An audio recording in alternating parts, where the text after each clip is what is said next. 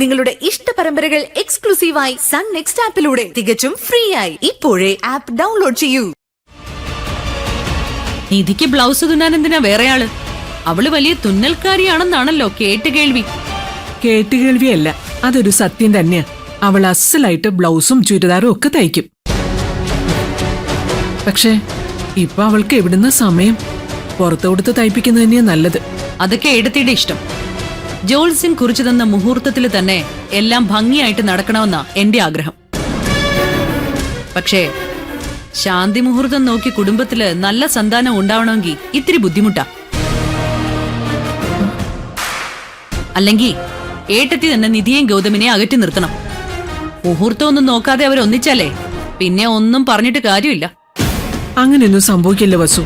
രണ്ടുപേരുവേ നല്ല വകതിരിവുള്ളവരാ. ഏട്ടത്തി ഉദ്ദേശിക്കുന്ന വകതിരിവില്ലാതാവാൻ ഒരു നിമിഷം മതി. കരിമരുന്നും തീപ്പെട്ടി അടുത്തടുത്തിരുന്ന എന്നും പ്രശ്നമായിടത്തി. ഒരു തീപ്പൊരി മതി എല്ലാം ആളിക്കത്താനും എരിഞ്ഞടങ്ങാനും. ഈ പേടി എനിക്കുണ്ട് വസു. പക്ഷെ ഇത് അവരോട് എങ്ങനെ പറയും? ഏട്ടൻ എന്തായാലും കുറച്ചു ദിവസത്തേക്ക് ഇവിടെ ഇല്ലല്ലോ. അതുകൊണ്ട് ഏട്ടത്തി നിധിയെ വിളിച്ചുകൊണ്ടുപോയി ഏട്ടത്തിയുടെ റൂമിലേക്ക് എടുത്ത്. അതാണ് കുടുംബത്തിന്റെ നന്മയ്ക്ക് നല്ലത്. നീ പറഞ്ഞത് ശരിയാ, ഞാൻ അവരോട് സംസാരിക്കാം. വെറുതെ സംസാരിച്ചാ പോരാ, സമ്മതിപ്പിക്കണം. ശരി.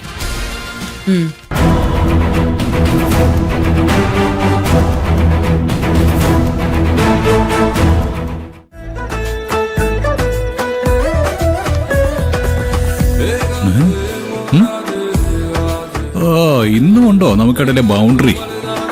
ഉണ്ട്. നമ്മുടെ രണ്ടാം കല്യാണം കഴിയുന്നത് വരെ ഈ അതിർത്തി ഉണ്ടാവും. ഈ ബൗണ്ടറിയെ അതിക്രമിച്ചു കിടന്നല്ലോ. അപ്പൊ തന്നെ ഫയർ ചെയ്യും.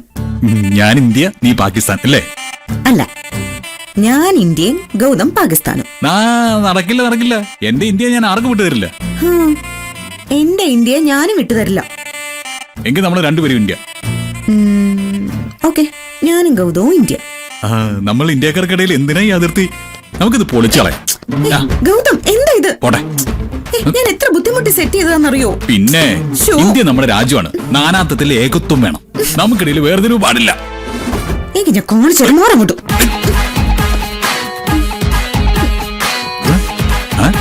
ഇങ്ങോട്ട് എടുത്തു വെക്കേ. ഇതാ തരൂല.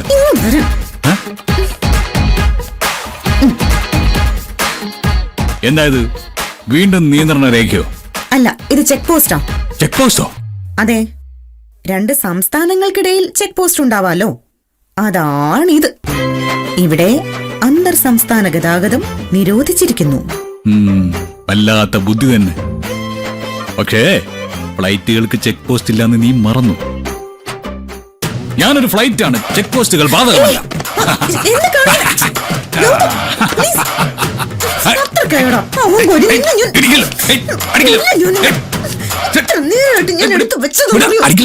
ശരിയൊക്കെ ഞാൻ നീ എന്നെ അടിക്കില്ല.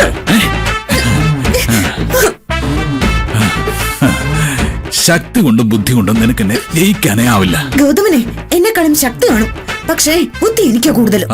നീ ബുദ്ധി ഉപയോഗിച്ച് എന്റെ പിടിയിൽ നിന്ന് രക്ഷപ്പെട. നമുക്ക് കാണാം. ശരി, കാണാം. ഉമ്മ വയ്ക്കും ഞാൻ.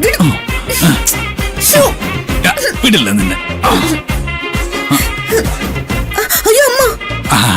നീ ഇതുപോലെ പല ബുദ്ധികളും പ്രയോഗിക്കുന്ന എനിക്ക് അറിയാം മോളെ. പക്ഷേ നിന്നെ ഞാൻ വിടില്ല. അവിടെ കിടക്ക്. സത്യമായിട്ട് അമ്മ വന്നു. ഗൗതം വന്നോട്ടെ. അമ്മയോ പാറുവോ അച്ഛനോ ആര് വേണമെങ്കിലും വന്നോട്ടെ. I don't care. ഈ പൊട്ടന്റെ കാര്യം എന്റെ പൊന്നു ഗൗതം. പൊന്നു ഗൗതം അല്ല, Gopinath Gautham, G Gautham. That's my nice name.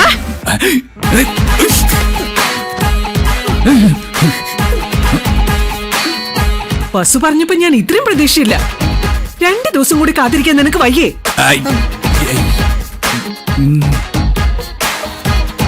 അത് ഞങ്ങൾ ബോർഡർ ചെക്ക് പോസ്റ്റ്. കൂടുതൽ ഉരുളണ്ട. നിധി എന്റെ റൂമിൽ കിടന്നാ മതി. ഗോപിയേട്ടനില്ലാത്തത് കൊണ്ട് ഞാൻ അവിടെ ഒറ്റയ്ക്കാ. താലികെട്ട് കഴിയുന്നത് വരെ ഇവൾ അവിടെ ഉറങ്ങിക്കോളും. പാറുദേ ഒരുമാതിരി വില്ലത്തി ആവരുത് കേട്ടോ. ആകൂടെ ആകും. ഇത്തിരി സ്വാതന്ത്ര്യം തന്നാ അതെങ്ങനെ മുതലെടുക്കാൻ പറ്റുന്ന നിന്റെയൊക്കെ വിചാരം. അതുകൊണ്ട് ഞാൻ ഇത്തിരി സ്ട്രിക്റ്റ് ആവും. സ്ട്രിക്റ്റ് ആയേ പറ്റൂ. വാടി ഇവിടെ. എനിക്ക് ഒറ്റക്കിടക്കാൻ പേടിയാ. ആണോ? എങ്കിൽ ഞാൻ പ്രണവിനെ വിളിച്ച് നിന്റെ കൂടെ കിടത്താം. അയ്യേ, അതെങ്ങനെ ശരിയാവനാ? പ്രണവിന് എന്റെ മെഡിസിൻസ് ഒന്നും അറിയില്ലല്ലോ. മെഡിസിനോ? എന്തിന്? അസുഖം മാറിയില്ലേ നിന്റെ? എന്നാലും ഞരമ്പിന് ഇപ്പോഴും പ്രശ്നമുണ്ട്. ഹാ, ഇത് ഞരമ്പ് രോഗം തന്നെയാ.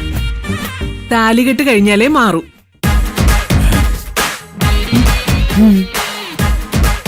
നീ നടക്ക്. എന്നാ ശരി. Good night Gautham. രാവിലെ കാണാമേ.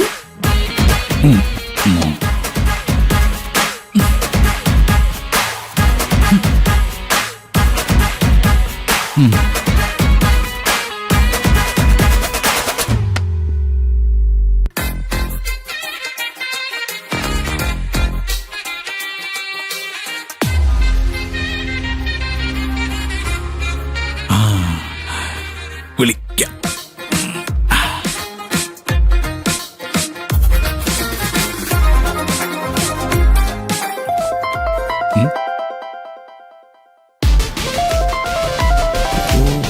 അത്യാവശ്യത്തിൽ നിന്ന് വിളിക്കാന്ന് വെച്ചാൽ ഫോൺ പോലും എടുത്തിട്ടില്ല. ഈ കുന്ത ഇവിടെ വെച്ചിട്ടാണല്ലോ പോയത്. മോളെ, നിനക്ക് ഉറങ്ങാറായെങ്കിൽ കിടന്നു. അമ്മയ്ക്ക് ഉറങ്ങാറായില്ലേ? ആ, ഞാനും കിടന്നേക്കുവോ.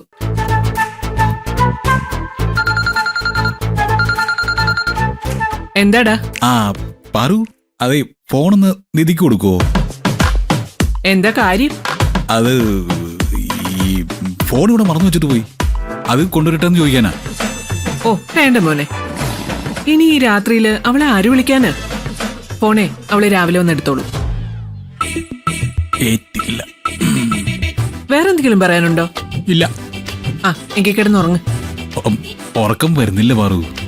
എന്തോ മോനെ ഉറക്കം വരാത്തത്? അല്ല, അത് പിന്നെ രാത്രി വരെ ജോലി ചെയ്തല്ലേ എനിക്ക് ശീലം. ആ, എങ്കിൽ നീ ഇരുന്നേ ജോലി ചെയ്യേ. ഈ അമ്മ എന്താ ഒരുമാതിരി ജയിൽ വാർഡന്മാരെ പോലെ ഞങ്ങളോട് പെരുമാറുന്നത്? ഞങ്ങളെന്താ വല്ല ക്രിമിനൽ കേസിലും പിടിക്കപ്പെട്ട പ്രതികളാണോ? അല്ല, വേറെ നിനക്ക് എന്തെങ്കിലും പറയാനുണ്ടോ? ഇല്ല. ഹാ, ഗുഡ് നൈറ്റ്. Good night.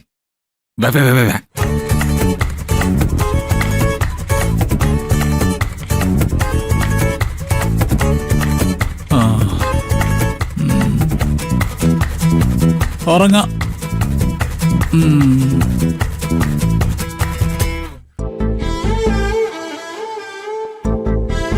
അവനിപ്പോ നിന്നെ കാണാത്തതിന്റെ വെപ്രാളോ? ആദ്യം നിന്റെ ഫോണും കൊണ്ട് ഇങ്ങോട്ട് വരട്ടെ എന്ന് ചോദിച്ചു. അത് കഴിഞ്ഞപ്പോ ഉറക്കം വരുന്നില്ല അത്രേ. എനിക്കും ഉറക്കം വരുന്നില്ല അമ്മ. ഫോണെങ്കിലും കയ്യിലുണ്ടായിരുന്നെങ്കിൽ അതും നോക്കിയിരിക്കായിരുന്നു. രാത്രിയിൽ മൊബൈലിൽ നോക്കി നേരം വെളുപ്പിക്കാനാണോ നിന്റെ ഭാവം? ദേ, കണ്ണു അടച്ച് 1 മുതൽ 100 വരെ എണ്ണിയാ മതി, ഉറങ്ങിക്കോളും. അതെ, കല്യാണം കഴിഞ്ഞ സമയത്ത് അമ്മ അങ്ങനെയാണോ ഉറങ്ങിയിരുന്നത്? ഇത്രയും റെസ്ട്രിക്ഷൻ ഏർപ്പെടുത്താൻ ഞാനും ഗൗതവും സ്കൂൾ കുട്ടികളൊന്നും അല്ല. എന്താണോ? ആ, നിങ്ങളുടെ പെരുമാറ്റം ഇപ്പൊ കുട്ടികളെ പോലെ തന്നെ. അവസരം കിട്ടിയ കട്ട് തിന്നുന്ന 2 വികൃതി പിള്ളേര്. അതുകൊണ്ടാ രണ്ടിനെയും രണ്ടിടത്താക്കിയത്. ഞങ്ങൾ അവസരം മുതലെടുക്കുന്നവരാണെന്നുള്ളത് അമ്മയുടെ തോന്നല. എനിക്ക് നിങ്ങളെ വിശ്വാസമായിരുന്നു, കുറച്ചു മുമ്പ് ആ കാഴ്ച കാണുന്നത് വരെ.